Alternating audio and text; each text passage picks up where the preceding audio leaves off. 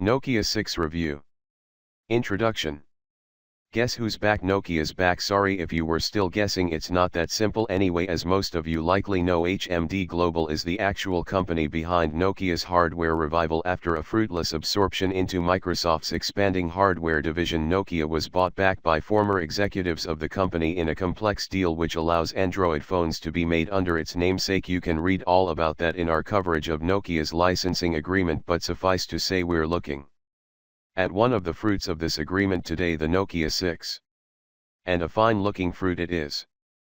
Being the highest-end Android phone that Nokia's produced to date, this is still a mid-range device looking to remake its name in the crowded field of value stuff. Competitors aside, from good looks, Nokia promises a reliable and pure Android experience with regular updates and zero clutter. Retailing in the US for either $180 or $230. The specs and the design of the 6 seem ripe with potential. Does Nokia finally have a modern division contender, or is this phone's beauty only skin deep? Let's dive in and find out.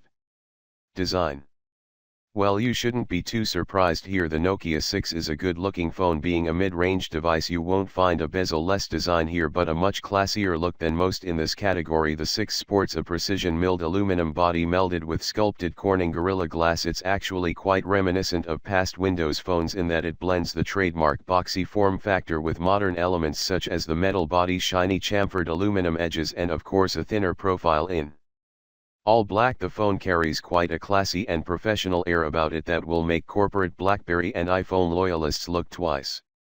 The face is clean. Sensors are all hidden away, with the earpiece, selfie cam, fingerprint sensor and haptic buttons being the only interruptions in the all-black face. Oh, and of course in the top right corner is the hardly visible classic Nokia branding. In case you forgot, turning the device over you'll see flashes of light sheening on the polished edges, and on the right side of the phone the power lock screen button with the volume rocker above it, both constructed of black metal with silver accents.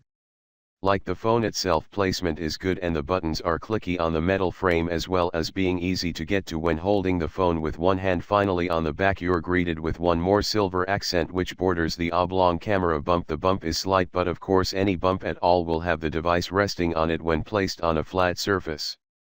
The 6 comes in a variety of colors: Arte black, matte black, tempered blue, silver and copper, and all of them are pretty good looking.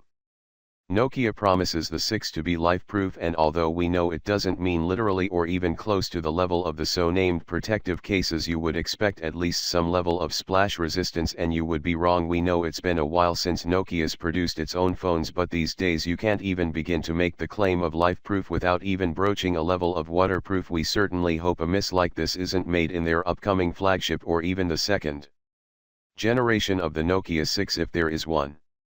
Display.